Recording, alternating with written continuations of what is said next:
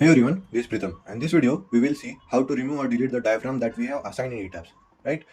As I have made a detailed video on how to add the diaphragm in ETABS, uh, on uh, on that video, many of you were commenting like how to delete the diaphragm that we are assigned. So in this video we will see how to delete the diaphragm. So for that we will go to our model.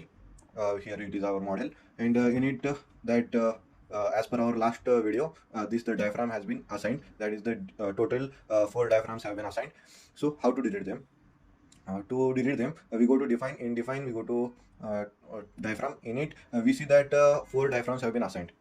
So basically, I will select one and delete, delete, delete, and you cannot delete the last diaphragm. So I will go for the add new diaphragm, and you can see that I will name it as the D2, and same property as rigid, and okay.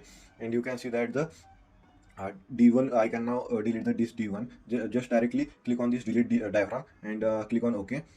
And when you refresh here, you will not be able to get anything, right?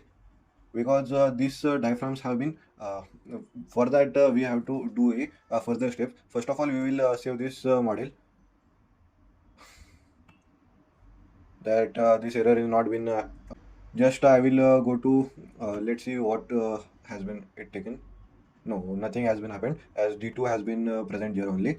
And just I will, as I have saved this model, Control S, and then I will open this model only, as we are not able to get directly the details of this in ETABS, that this diaphragm will not go until we reopen this model once again. As you see that uh, we go to define. Here you can see that in the diaphragms only the D2 diaphragm has been present. Okay. And how to see that whether this has been deleted or not? Here we go to this set display option. Here in it I will select here as the diaphragm extend, and just click on apply, and you can see that no diaphragm has been present here. Okay. So you are getting confused like how to define. Once again, go to define. Here add new diaphragm D1. Just click on D1. Okay, and just click on OK. Here you go to the select. In select, we will go for select object type. Here we go for the floors. In floors, we will select the select all, and just click on cancel, and go to assign. In assign, we go for the shell. In shell, we go for the diaphragms. In diaphragms, we just added the D1 diaphragm, and just click on apply, and you can see that the whole D1 has been applied to this model. Okay.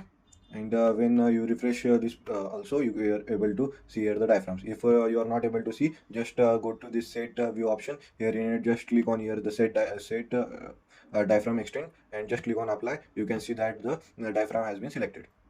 That's it for the today's video.